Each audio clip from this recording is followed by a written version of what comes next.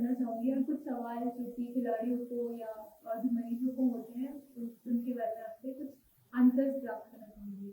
Sports injury क्या है और क्या ये केवल खिलाड़ियों को ही प्रभावित करती है? असल में स्पोर्ट्स इंजरी केवल खिलाड़ियों को प्रभावित नहीं करती है। एक मिसनोमर है कि ये केवल खिलाड़ियों को ही होती है। जो जो अमूमन घुटने के लिगामेंट्स हैं, टखने के लिगामेंट्स हैं या फिर शोल्डर के लिगामेंट्स हैं, इनमें ज़्यादातर स्पोर्ट्स के दौरान ज़रूर होती है ये, पर उसी पैटर्न में अगर आप मोटरसाइकिल से गिर जाते हो, कोई आपके चोट लगती है, गड्ढे में आपका पैर गिर जाता है, या आप एबनॉर्मल कोई भी कार्य करते हो, तो उसमें किसी भी आदमी के हो सकती है।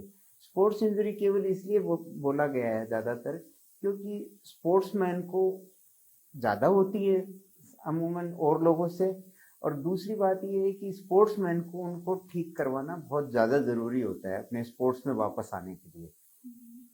सामान्य आदमी कई बार इन चोटों के साथ भी चल सकता है, लेकिन स्पोर्ट्समैन कतई भी इन चोटों के इलाज के बिना नहीं चल सकता।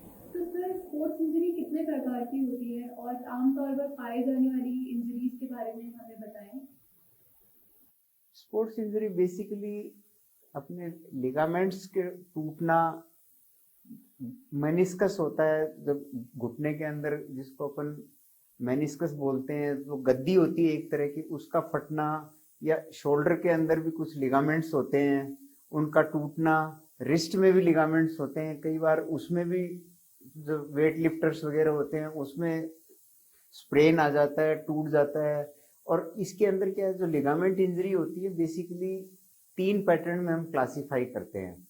ग्रेड 1 के अंदर तो थोड़ा सा उनमें खिंचाव आ जाता है, तो वो तो केवल थोड़ा सा सूजन आती है, दर्द रहता है, फिजियोथेरेपी और रेस्ट और इन सब से ठीक हो जाते हैं। ग्रेड 2 जब इंजरीज होती है तो उसमें थोड़ा सा फट जाता है, किंतु उसमें भी अपने को ऑपरेशन की जरूरत नहीं पड़ती। अमूमन ग्रेड 3 जो होते हैं लिगामेंट इंजरीज, उसके अंदर ऑपरेशन की आवश्यकता होती है, उसके बिना कभी भी ठीक नहीं होते हैं। तो स्पोर्ट्स इंजरी किसी की भी हो सकती है, आम आदमी के भी इन्हीं जगह पे जो अपने जोड़ हैं उनके लिगामेंट्स पे गिरने से, चोट से या कोई एक्सीडेंट से, किसी भी चीज से हो सकती है। नाम ही स्पोर्ट्स इंजरी है, बाकी जरूरी नहीं कि केवल स्पोर्ट्समैन के हो। तो यदि कोई व्यक्ति स्पोर्ट्स इंजरी से पीड़ित है तो उसमें किस प्रकार के लक्षण देखने को मिलते हैं? स्पोर्ट्स इंजरी के अंदर एक तो जो लिगामेंट्स हैं, लिगामेंट्स का काम जोड़ को बांधना होता है, और उसके अंदर जो गद्दी है उसका भी काम जोड़ को स्टेबलाइज करना होता है। तो एक तो हमें जोड़ की इंस्टेबिलिटी के फीचर्स मिलते हैं। इंस्टेबिलिटी का मतलब है जोड़ लचक खाता है। नॉर्मल जो अपन जैसे आदमी चढ़ता है, चलता है, तो उसको ऐसा लगता है कि उसका घुटना ढीला हो गया है, घुटना थोड़ा स्लिप कर रहा है अपनी जगह से, या घुटना ऑटोमेटिक जो वो कदम आगे बढ़ाता है तो थोड़ा थोड़ा घूम रहा है, ऐसे उसको अनस्टेबल लगता है घुटना। इसी तरह से यही अनस्टेबिलिटी उसको किसी भी जोड़ में महसूस होती है। क्योंकि घुटने में सबसे ज्यादा होती है इसलिए मैंने घुटने का उदाहरण दे रहा हूं, बाकी शोल्डर के अंदर भी हो सकती है। बार बार डिसलोकेशन होना, जैसे शोल्डर के स्पोर्ट्स इंजरी के बाद में कलाई में भी हो सकती है। इसके अलावा दर्द, सूजन, और कई बार घुटना है वो अपने आप ही ऐसा महसूस होता है मरीज को अटक रहा है उसका घुटना। तो ये सामान्य लक्षण है उसके। तो सर इंजरी से बचने के लिए कुछ बातें आप हमें बताइए कि हमें ध्यान में रखनी चाहिए।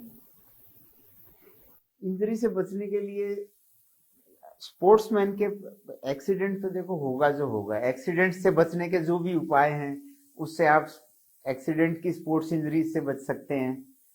उसके लिए तो मैं ये कहूँगा कि अपने को ड्राइविंग के रूल्स को स्ट्रिक्टली फॉलो करना चाहिए। दूसरी बात ये है कि एक्सीडेंट्स को से बचने के लिए हेलमेट लगाना है, और मोटरसाइकिल वगैरह स्पीड में नहीं, मतलब जो भी अपने ड्राइविंग के नियम होते हैं उनकी पालना अपन को करनी चाहिए। रोड ट्रैफिक रूल्स की पालना करनी चाहिए। एक्सीडेंट के मामले में तो ये है।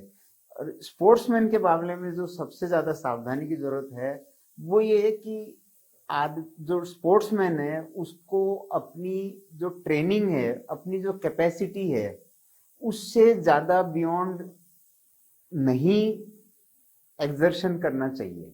पहला तो ये।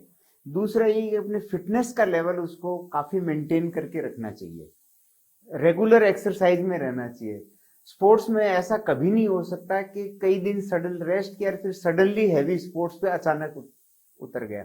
उसके पहले उसको वार्मिंग अप, उसको थोड़ी थोड़ी ट्रेनिंग, हैवी स्पोर्ट्स जब कॉन्टेक्ट स्पोर्ट्स आते हैं, कोई बड़ी प्रतियोगिता आती है, उसके पहले उसको कुछ दिन प्रैक्टिस जरूर करनी चाहिए। ये बहुत आवश्यक है स्पोर्ट्समैन के लिए। तो अगर आपका फिटनेस लेवल अच्छा होगा, मसल्स का बैलेंस सही होगा, तो आपके स्पोर्ट्स इंजरी होने के चांसेस काफी कम हो जाते हैं। तो इसलिए रेगुलर प्रैक्टिस और जरूरत से ज्यादा एक्सर्शन नहीं करना और अपनी कैपेसिटी को रेगुलर बिल्ट अप करना, इससे हम स्पोर्ट्स इंजरी का प्रिवेंशन कर सकते हैं।